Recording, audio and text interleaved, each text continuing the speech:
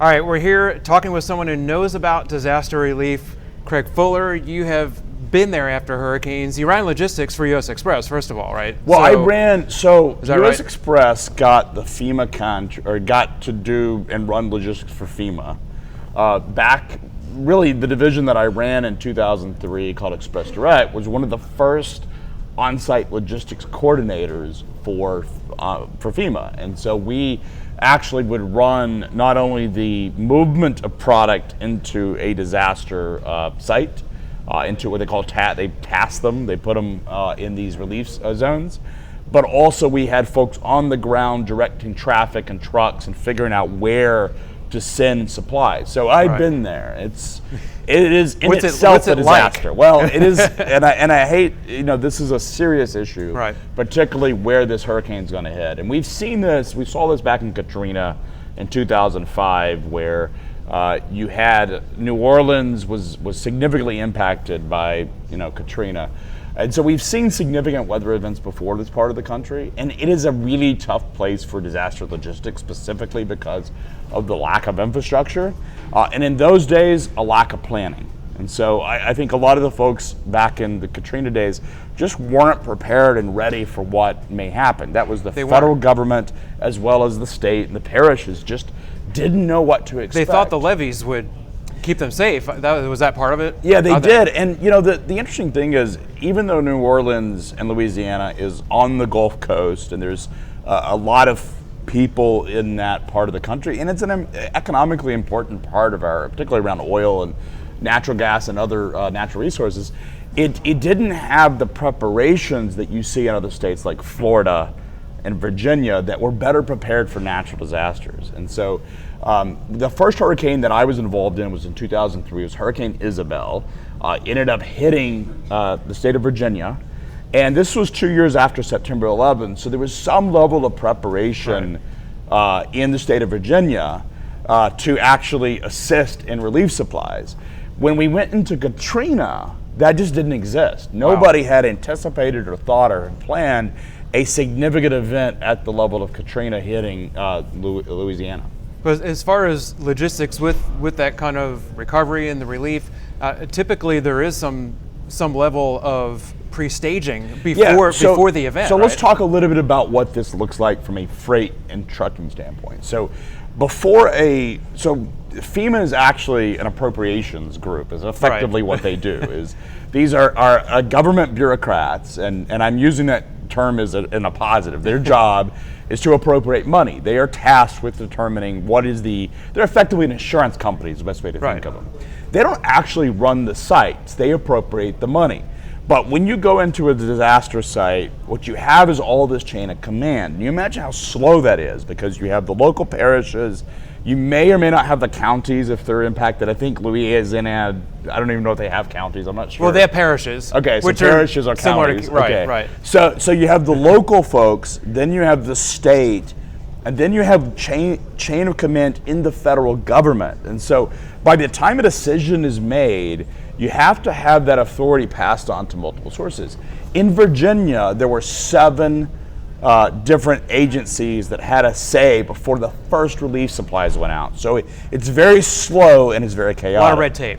A lot of red tape. So before a hurricane hits, there is a massive amount of supplies ordered. And what they do is they order all of these supplies, typically MREs, military ready to eat, because there is no food. Down on the ground, you're knocking out power, you're knocking out potentially pipelines are being knocked out, so you don't have gas stations, and if you don't have power, you don't have gas stations. All of the cellular networks typically go out, so there's no cell coverage if a disaster is that significant. And because of that, you have no infrastructure. So you're ordering relief supplies that include MREs and bottled water. Gas cans are actually a huge supplier. Companies like grocery stores and other companies will actually order power units. So they'll order generators, and there's these remote generators that come out of Oklahoma near tornadoes that they end up in Florida, where they end up staging them and they rent them. So like grocery stores or critical infrastructure parties will order these generators that are on trailers, and so you'll see a lot of those supplies go into advance. before a hurricane hits, before a tropical storm hits, plywood and duct tape and all of that's coming in. So Home Depot and Lowe's and Ace, they're doing a significant amount of the pre-run up. Grocery stores are selling out on everything they can get their hands on in terms of supplies. Believe it or not, Pop-Tarts are the #1 food during a hurricane. No kidding. Pop-Tarts. And you know why? Is because it's the one food you don't have to prepare. That's right. It's you can see it right out of the box. High in sugar and carbs, and we all Keeps love you going, Pop-Tarts. right? Yes, exactly. And it doesn't spoil. I mean, you could it may not be as fresh, but this is an That's interesting. Yeah. So, well, one question. Even if it's done properly with all the pre-planning and the pre-staging and everything, once the storm hits and the recovery and the relief steps begin, the area is a mess. So how do truckers and carriers deal with this whole process? What will happen is, whether it's private industry like Home Depot or the federal government, the state governments, what they do is they stage equipment. They put trucks. They've learned these through the multitude of hurricanes that happened in the mid-2000s, is they actually stage trucks, typically a couple hundred miles out of the path of the storm, where they find that it's safest for trucks. Now, one thing to keep in mind, if you're a trucking company and you're a driver and you're called to one of these tasks, do not under any terms go beyond the safe zone. Right. So they will tell you where it's safe. We will communicate that as well, but really your dispatchers, and frankly, you should use your own judgment. And so pay attention to the safe zones. What they'll do is they'll stage equipment a couple hundred miles out, and that equipment is in a safe zone that's not going to be impacted by the storms, typically on the opposite direction of where the storm's coming into. And so this storm, I believe, is headed west, right? Right, it's going to hit the central Louisiana coast, so west of New Orleans. They would probably stage, and they typically will stage on a military base, because at military base or private airports, large private airports, because what you have is hundreds of trucks. I'm not talking 5 trucks, I'm talking hundreds, if not thousands of trucks. So there's lots of space. And so they come into these Air Force bases or military bases, have runways, and they can just stage all this equipment. And so they'll put it there until after the storm passes. And then once the storm passes, so you have cell coverage here. We're fine, right? You can get food, you can get gas. The thing to keep in mind is, if you're a trucker, fill up your truck before you head in, because you may not get diesel. Go buy your groceries now. Go to the Walmart, go to the grocery store, and get whatever you may need for days, if not weeks. You may be down there for weeks. And so you have to be prepared for that. Once the storm passes, then they will figure out where they want to stage all of the equipment. There may not be power there. Keep that in mind. These are typically military bases that may have backup power, but they're typically not available for the drivers themselves. They're available for all of the dispatch operations and the federal government, because you're dealing with FEMA folks, Army Corps of Engineers, the Rangers, you got everybody. The local police, the news media is there. And so you're dealing with all sorts of people. So you're not, as important as you are not high in the chain of command. And frankly, a lot of the government bureaucrats think of you as their property. This is their relief supply, and they're less concerned about you. The other thing to keep in mind is, bring some entertainment. Bring something that can keep you entertained for days. Because there will be downtime. That does not require cellular service or internet. You're not going to get internet. There is no internet. And so bring board games, bring cards, bring something to occupy. A PlayStation will occupy your time. So expect the worst. Expect to not communicate. Carriers need to be dispatching, if you have the availability for satellite, not terrestrial communications. ELDs may not work, and they're not required. So this is the one time that the government does not require ELDs. So your hours don't matter during disaster. And so you get an exemption, which the DOT and the FMCSA have said there is an exemption. They have announced that, yes. For certain states. And so they're not actually monitoring hours of service, and you're not required to use your ELD device, which wouldn't work anyways. So that's what to expect. And once you get there, you may be there for days fully loaded. I'm curious though, once they do try and get there, originally they could be a couple hundred miles away in the safe zone. Once they get there, trees and debris down everywhere, possibly live power lines down. Yeah, so when they go into that makes staging, before they get, so typically they will stage. They're smart about this. They've done this before. But what they'll do is they'll stage the equipment before you get to the real critical disaster zone. It's true that there may be trees down. You're going into a military installation, most likely, the initial staging piece. So the chances of you having significant debris that hasn't been cleared is less so. It's when you get into the zone itself, the second stage of that, because you go into a staging zone, and that's where they dispatch you out after that. That's where you run into significant problems. So once you're in the staging zone, you're probably fine, most likely. But after they send you out on a task, so you go in there and then you're dispatched out, maybe a few days later, that's when you end up having to navigate local roads. And that's when you end up in significant issues. And so there are a lot of drivers who have done this before. I would seek out information and knowledge on what to expect from them, because they can tell you what to anticipate and issues. What they'll probably do is send you to like a Walmart parking lot.